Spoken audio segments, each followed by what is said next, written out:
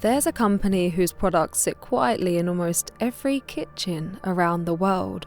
From coffee to chocolate, pet food to bottled water. You've seen the name 1,000 times. But behind that familiar red and white Nestlé logo lies something far darker than most people realise. This is the story of a corporation accused of exploiting the world's most vulnerable: babies, farmers, workers, and even the planet itself.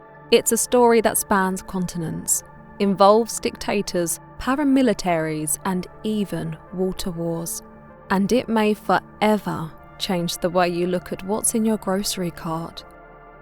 Act 1. The baby formula scandal, 1970s to 1980s. In the 1970s, whispers of infant deaths began surfacing in hospitals across Africa, Asia, and Latin America. Babies were mysteriously wasting away. Investigators soon found a chilling pattern. Mothers had stopped breastfeeding after being given free samples of powdered formula. Those tins came from one company, Nestlé. Sales reps dressed like nurses, complete with white uniforms and clipboards. Free samples in maternity wards, doctors given glossy promotional materials. Mothers were told that formula was modern and scientific, even superior to breast milk. But once their own milk dried up, mothers had no choice but to keep buying it. In poor regions without access to clean water, that powdered formula turned toxic. Mixed with contaminated water or watered down to stretch supplies, it led to malnutrition, diarrhea, and death. By some estimates, hundreds of thousands of infants died each year at the height of this marketing push. By 1977, a full-scale Nestlé boycott had erupted in the US and Europe. Protesters marched with baby coffins, chanting that Nestlé was killing babies for profit. The scandal grew so large, it reached the World Health Organization, which in 1981 adopted the International Code of Marketing of Breast Milk Substitutes, a global set of rules meant to curb corporate abuse. But Nestlé's formula scandal was just the beginning. Act 2. Ethiopia Compensation Dispute, 2002 to 2003. Fast forward to 2002. Ethiopia was in the grip of famine. Millions were starving. In the middle of this humanitarian disaster, Nestlé sent the Ethiopian government a demand: pay us $6 million. Decades earlier, a company Nestlé had acquired was nationalised by the Ethiopian regime. Now, as people starved, Nestlé wanted compensation. The demand sparked global outrage. Newspapers blasted Nestlé for extorting a starving country. Under pressure, Nestlé reduced the claim to $1.5 million and promised to donate it to famine relief. But the damage was done. For many, it revealed the company's ruthless priorities. Profit first, people second. Act 3. Paramilitaries and the death of Luciano Romero, 2005. In Colombia, Nestlé workers had long tried to unionize, demanding better pay and safer conditions. But Colombia was, and still is, one of the most dangerous places in the world to be a union activist. In 2005, a former Nestlé employee and union leader named Luciano Romero was kidnapped. His body was later found with over 40 stab wounds. Human rights groups accused paramilitary death squads and raised disturbing questions about whether Nestlé had turned a blind eye, or worse, enabled an environment where union leaders became targets. Though Nestlé denied involvement, critics argued the company failed to protect workers speaking out. For Romero's supporters, his death became a symbol of the human cost of corporate negligence.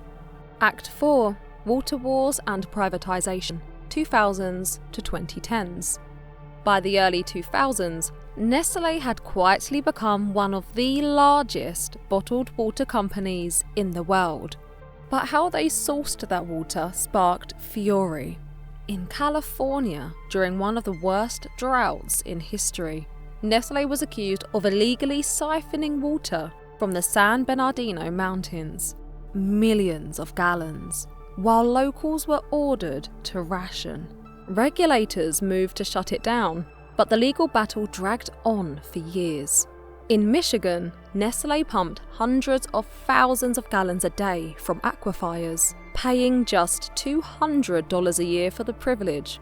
All this while the Flint water crisis left an entire city poisoned by lead. To locals, the optics were unbearable. Residents couldn't drink from their taps, but Nestlé was bottling the state's clean groundwater for profit. And then came the statement that lit the fuse. Nestlé's CEO at the time, Peter Brabeck, publicly declared that calling water a human right was extreme. Instead, he argued, water was a foodstuff, one that should be priced, sold, and marketed like any other commodity. For critics, this was proof that Nestlé saw even humanity's most basic need as just another business opportunity. Act 5. Deforestation and Palm Oil, 2010. In 2010, Greenpeace launched a shocking campaign targeting Nestlé's iconic Kit Kat bar. Viral videos showed blooded orangutan fingers in place of chocolate, accusing Nestlé of buying palm oil linked to massive deforestation in Indonesia. The destruction wasn't just trees, it was orangutan habitat, bulldozed and burned to make way for palm plantations. The campaign embarrassed Nestlé into announcing zero deforestation commitments, but watchdog groups say the company's supply chains still aren't clean. Act 6. Food Safety Crisis, 2015. Nestlé's most popular instant noodle, Maggi, was a household staple in India, cheap, quick, and beloved by millions. But in 2015, disaster struck. Regulators accused Nestlé of selling noodles contaminated with lead and MSG. Overnight, shelves were cleared. Nearly 38,000 tons of noodles were destroyed in mass bonfires. For months, Maggi vanished from the market. Though later testing cleared the product, the scandal left a bitter aftertaste. Was Nestlé cutting corners with food safety? Act 7. The Purina pet food scandals, 2010s to 2020s. Even our pets weren't spared. Nestlé's Purina dog food brand faced lawsuits, alleging it contained dangerous ingredients that sickened or killed dogs. While many claims were contested in court, the controversy sparked fear and fury among pet owners who trusted the brand. The thought that man's best friend could be collateral damage of corporate cost-cutting only deepened public distrust. Act 8. Protests, boycotts, and resistance. Over the decades, Nestlé has faced wave after wave of protests. From 1970s, Nestlé Kills Babies marches, to 2010s, anti-bottled water campaigns, to modern boycotts over child labour in cocoa farms. Each time the company has denied wrongdoing, promised reforms, and carried on. But to its critics, Nestlé has become the ultimate symbol of corporate greed, a global empire built on exploiting the most basic needs of life: food, water, and health. So, the next time you rip open a Kit Kat, stir a spoon of Nescafé, or crack open a bottle of water, remember this. Behind that familiar logo lies a history soaked in scandal. A history of babies dying, activists murdered, forests burned, and water turned into a commodity. Nestlé doesn't just sell products. According to its critics, it sells out people, animals, and even the planet itself. And if that's true, then the most terrifying part is this: Nestlé isn't just in your grocery cart, it's in your body. your family, and your home.